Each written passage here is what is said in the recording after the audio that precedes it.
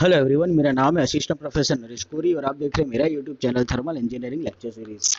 दोस्तों, power plant engineering के next unit की तरफ चलते हैं जिसका नाम है न्यूक्लियर पावर प्लांट या न्यूक्लियर एनर्जी। न्यूक्लियर एनर्जी एक ऐसा एनर्जी सोर्स जो कि आज के ज़माने के समय में मैक्सिमम यूटिलाइज किया जा रहा है। मैक्सिमम कंट्रीज के द्वारा इलेक्ट्रिसिटी प्रोडक्शन के लिए या एनर्जी प्रोडक्शन के लिए न्यूक्लियर एनर्जी का या न्यूक्लियर रिएक्टर्स का मैक्सिमम यूज़ हो रहा है। न्यूक्लियर फ्यूल्स के थ्रू आप किस तरह से इलेक्ट्रिसिटी प्रोड्यूस कर सकते हो और न्यूक्लियर एनर्जीज के क्या क्या रिसोर्सेज अवेलेबल है हमारे पास में ऑन द अर्थ सरफेसेस, जिसके बारे में मैं आप लोगों को पढ़ाने वाला हूँ। दूसरी चीज़ कि फ्यूचर स्कोप क्या होगा, न्यूक्लियर रिएक्टर्स कैसे होते हैं, कितने टाइप के होते हैं, क्या क्या वर्किंग होता है, ये सारी चीज़ें हम हमारे इस चैप्टर के अंदर देखने वाले हैं। दोस्तों, ये चैप्टर जीटीयू के अंदर एटलीस्ट 5 to 7 मार्क्स, कम से कम 2 थियरी इस चैप्टर में से जरूर आएगी। ये चैप्टर इंपॉर्टेंट है।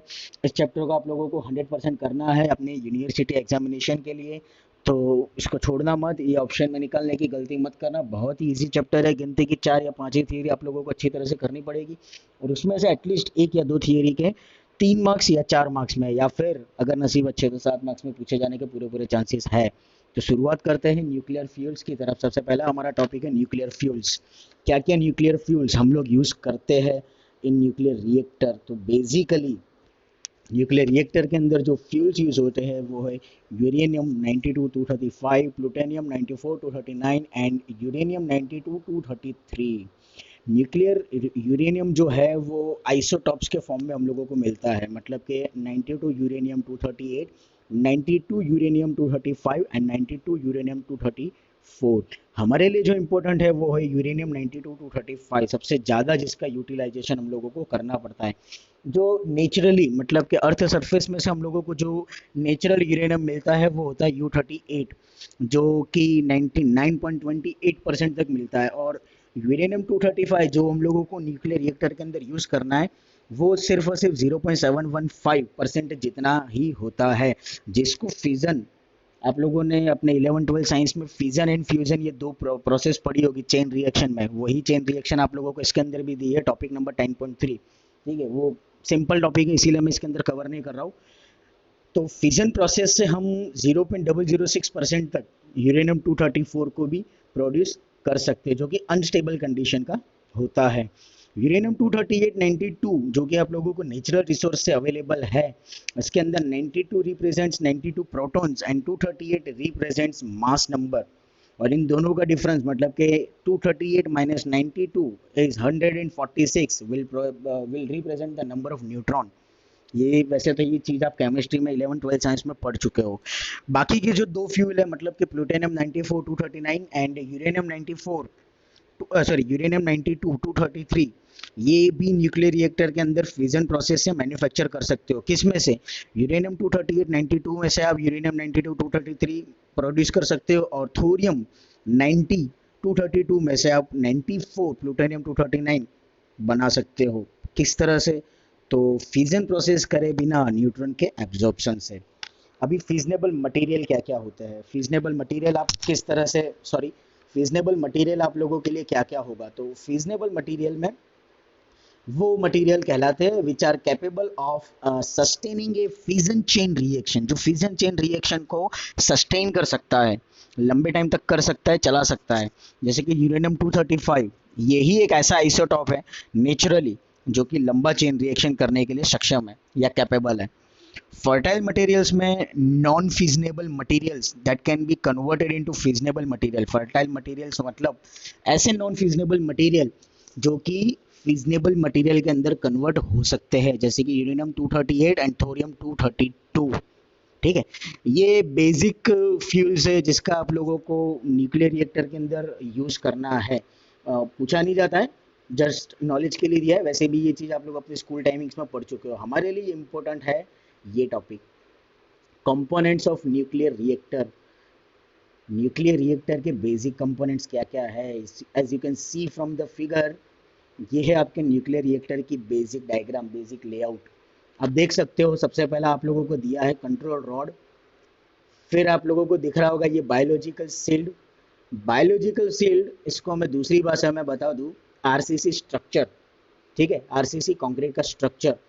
फिर आपको दिखेगा रिएक्टर वेसल, फिर आपको दिखेंगे फ्यूल रॉड्स, आपको दिखेगा मॉडरेटर, रिफ्लेक्टर, बॉटम से कूलेंट इन और सेंटर में से कूलेंट आउट।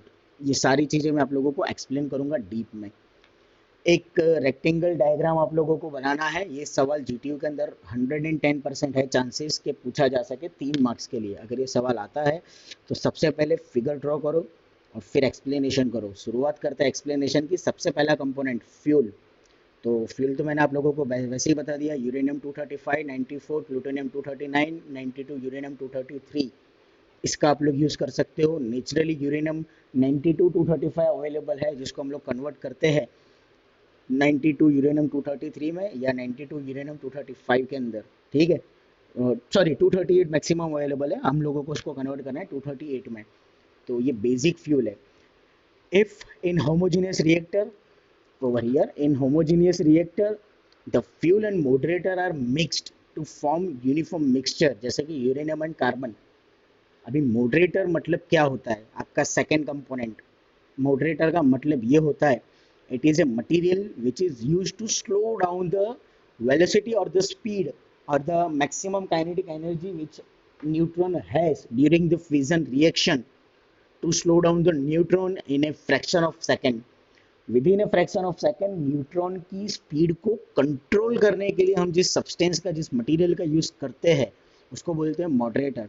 तो होमोजीनियस रिएक्टर के अंदर यही होता है कि हम लोगों को फ्यूल और मॉडरेटर को मिक्स करना पड़ता है यूनिफॉर्म मिक्सचर में। ठीक है, और अगर हेट्रोजीनियस रिएक्टर है तो उसके अंदर हम लोग क्या करते हैं, fuel is used in the form of rod और plate and moderator surround the fuel element. मतलब कि आपका ये, ठीक है, आप देख सकते हो कि आपका जो फ्यूल रॉड है वो सेंटर में है और इसके सराउंडिंग में आपका मॉडरेटर है। मतलब कि ये हेट्रोजीनियस रिएक्टर का आप लोगों को डायग्राम दिया हुआ है। अगर होमोजीनियस रिएक्टर होता तो आप लोगों को मॉडरेटर और आपका फ्यूल दोनों मिक्स देते हैं। ठीक है, समझ में आ गया।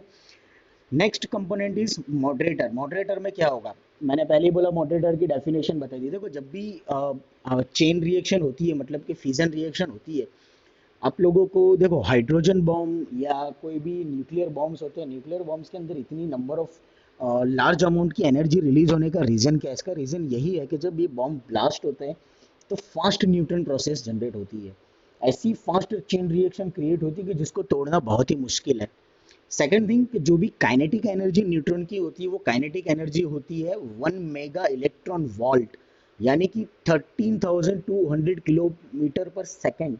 इतनी हाई स्पीड के आप अर्थ सरफेस के ऊपर से इजीली स्पेस के अंदर जा सकते हो। अगर आपको अर्थ सरफेस को छोड़ना है ना, तो बेसिक रिक्वायरमेंट होती है 11.2 किलोमीटर पर सेकेंड की speed from the opposite direction of the gravitational force. ठीक है, ये 11 साइंस में, फिजिक्स में आता था। ये स्टैंडर्ड वैल्यू है कि अगर आप लोगों के पास में 11.2 किलोमीटर पर सेकंड की हायर वेलोसिटी है तो आप अर्थ सरफेस को छोड़ सकते हो। तो यू जस्ट इमेजिन कि जब एक चेन रिएक्शन की शुरुआत होती है, जब न्यूट्रॉन की क्या बोलते हैं अपने आप, न्यूट्रॉन से चेन रिएक्शन, यूरेनियम और प्लूटोनियम से जब आप चेन रिएक्शन को स्टार्ट करते हो इलेक्ट्रिसिटी प्रोड्यूस करने के लिए, तो आप इमेजिन करो कि इतनी हायर स्पीड आपको जब मिल रही है 13,200 किलोमीटर पर सेकंड की, इतने हायर वेलोसिटी के साथ में जब आप लोगों का न्यूट्रॉन रिलीज होगा, और स्लो न्यूट्रॉन जो होगा वो होगा 2200 मीटर पर सेकंड की स्पीड पर, स्टिल 2.2 किलोमीटर पर second. It's large amount of its large value for the speed. ठीक है, न्यूट्रॉन की काफ़ी हायर वेलोसिटी आप लोगों को मिल रही है यहाँ पर। तो ऐसे हायर वेलोसिटी वाले न्यूट्रॉन को कंट्रोल करने के लिए जिस मटेरियल का, जिस सब्सटेंस का हम लोग यूज़ करते हैं हमारे न्यूक्लियर रिएक्टर में, that material is known as the moderator. Speed होती है 1 मेगा इलेक्ट्रॉन वोल्ट, मतलब कि 13,200 किलोमीटर पर सेकंड, जिसको हम लोग रिड्यूस करते हैं 22 मीटर पर सेकंड, 2200 यानी कि 2.2 किलोमीटर पर सेकंड, मतलब कि 0.25 इलेक्ट्रॉन वोल्ट। इतने लोअर वैल्यू के अंदर हम लोग हमारे न्यूट्रॉन्स को लेकर के जाते हैं। ठीक है, अभी मॉडरेटर का फंक्शन क्या होता है दूसरा, it is use to increase the probability of reaction की प्रोबेबिलिटी भी वो इंक्रीज करके देता है। प्रोबेबिलिटी मतलब सही मैनर में आपकी रिएक्शन को कंप्लीट होने देना। ठीक है, फिर next The fission chain reaction in the nuclear reactor is maintained due to slow neutron when the ordinary uranium is used as a fuel. जब एक ऑर्डिनरी यूरेनियम का आप यूज कर रहे हो तब न्यूट्रॉन को स्लो डाउन करने के लिए मॉडरेटर सबसे बेस्ट यूजेबल मटेरियल है। ठीक है, इसकी वजह से क्या होगा कि आप लोगों को प्रॉपर चेन रिएक्शन मिलेगी।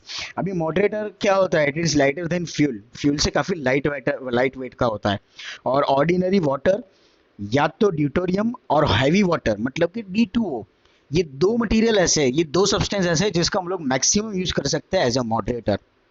ठीक है, clear. Next, graphite and beryllium are also an example. Graphite और बेरिलियम भी आप यूज कर सकते हो एज अ मॉडरेटर। ग्रेफाइट जो है, ग्रेफाइट हैवी वाटर और beryllium can be used as moderator with natural uranium. हम लोगों को नेचुरल यूरेनियम जो मिलता है अर्थ सरफेस में से 92 यूरेनियम 235, इसके साथ में भी हम लोग as a moderator heavy water है, बेरिलियम है, ठीक है, फिर ग्रेफाइट इसका यूज इजीली कर सकते हैं। D2O हैवी वाटर जो है वो बेस्ट मटेरियल है जिसकी मॉडरेटिंग रेशियो होती है 12,000 as compare to 72 for H2O, जहाँ पर एक नॉर्मल वाटर की मॉडरेटिंग कैपेसिटी काफ़ी लो है 72 ओनली, और कार्बन की मॉडरेटिंग कैपेसिटी ओनली 170। तो हैवी वाटर एक ऐसा एग्जाम्पल है जो कि मैक्सिमम यूज होता है मॉडरेटर में in nuclear reactors. Desirable property क्या क्या है, अच्छे मॉडरेटर की desirable property, number one, it must be as light as possible. Weight काफ़ी लाइट होना चाहिए जो कि होता है ड्यूरेट ड्यूरेन सॉरी आपके हैवी वाटर का मतलब कि ड्यूटोरियम का। फिर the slowing down action is more effective in elastic collision with light element. Neutron को स्लो डाउन करने के लिए इतना कैपेबल होना चाहिए कि उसकी इफेक्टिव इलास्टिक कोलिजन के टाइम काफ़ी लाइट रहनी चाहिए। It must not absorb neutrons during slowing down them. Neutron को एब्जॉर्ब नहीं करना चाहिए, क्योंकि न्यूट्रॉन को एब्जॉर्ब कर लिया मतलब एनर्जी एब्जॉर्ब कर ली, तो जो आउटपुट मिलना चाहिए वो आउटपुट मिलेगा नहीं। तो it must not absorb neutrons during slowing down them. It must be able to work under high pressure and high temperature with good corrosion resistance. Corrosion effect ना आए उस तरह से आप लोगों को हैवी वाटर का यूज करना है। कब? जब प्रेशर काफी हाई है, सीधी सी बात है, इतनी हायर अमाउंट में एनर्जी रिलीज हो रही है तो pressure definitely will be much more higher into the reactor. तो ऐसे हाई प्रेशर, ऐसे हाई टेम्परेचर वाले कंडीशन में भी आपके मॉडरेटर की कंडीशन काफी अच्छी होनी चाहिए कि it should have good corrosion resistance effect. Next, it must have high chemical stability as well as it should not be decomposed due to the nuclear radiation। Nuclear radiation की वजह से ये डिकम्पोज भी नहीं हो जाना चाहिए, और it should be stable in chemical formation even also, क्योंकि केमिकल्स का यूज होता है तो केमिकल कंपोजिशन नहीं जनरेट होना चाहिए, क्योंकि रिएक्शन हो रही है, चेन रिएक्शन होगी तो केमिकल कंपोजिशन बनने के पूरे पूरे चांसेस हैं। तो केमिकल स्टेबिलिटी रहनी चाहिए, जितनी अच्छी केमिकल स्टेबिलिटी रहेगी उतने अच्छा आप लोगों को मॉडरेटर का फंक्शन मिल सकता है। नेक्स्ट देखो, मैं कंपोनेंट्स दिखा दूं, हम लोगों ने क्या क्या देख लिया। हम लोगों ने मॉडरेटर के बारे में पढ़ लिया, ठीक है, ये आपका मॉडरेटर है। फ्यूल्स तो आप लोगों को दिखा दिए, मतलब यहाँ पर फ्यूल हम लोग रॉड के तौर पे यूज करेंगे। नेक्स्ट है हमारे लिए कंट्रोल रॉड्स। कंट्रोल रॉड्स किस तरह से होते हैं, as you can see from the diagram, center में से जहाँ पर रिएक्शन होने वाली होती है ना, उसके सराउंडिंग में, ठीक है, दो स्लॉट के बीच में एक, ये दोनों ऐसी जगह है जहाँ पर आप लोगों को फील्ड में रिएक्शन मिलेगा, इन दोनों के बीच में कंट्रोल रोड, ये दोनों के बीच में फील्ड का रिएक्शन मिलेगा इन दोनों में, तो यहाँ पर एक कंट्रोल रोड। अभी कंट्रोल रोड रखने का मतलब क्या है, कंट्रोल रोड से क्या क्या इफेक्ट आती है। देखो, control system controls the rate of energy generated.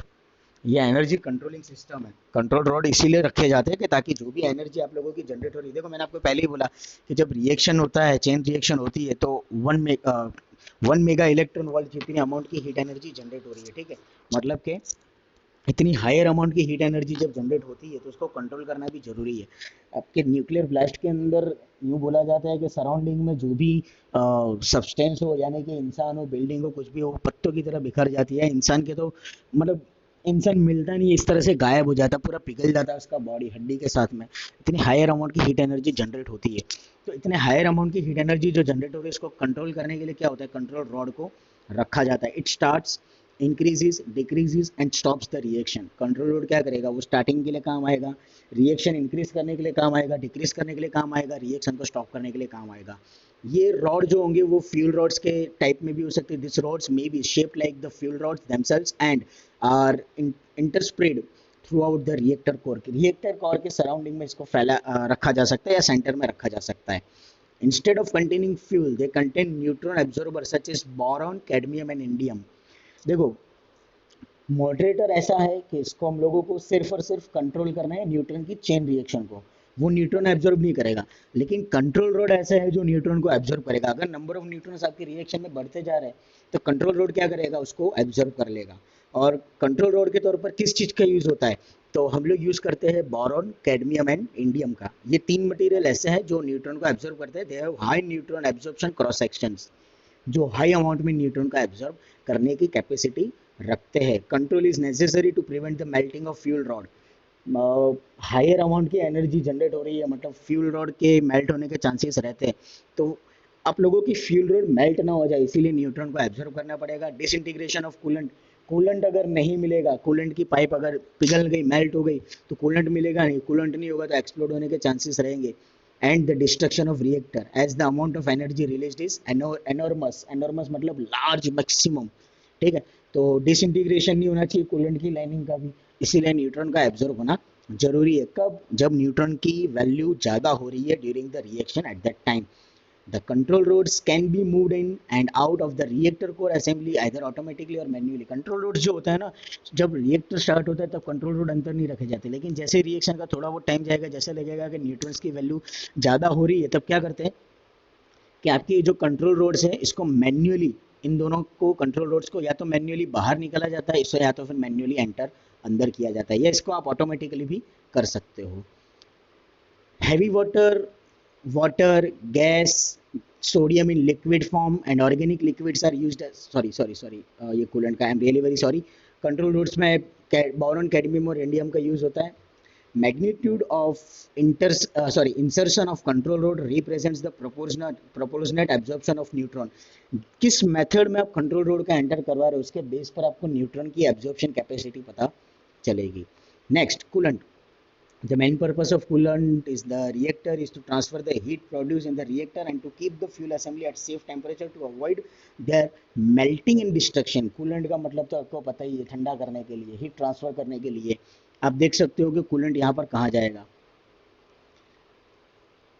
From bottom of the reactor, coolant will enter. It will run throughout your circuit, and from above, from the reactor, the coolant will get out.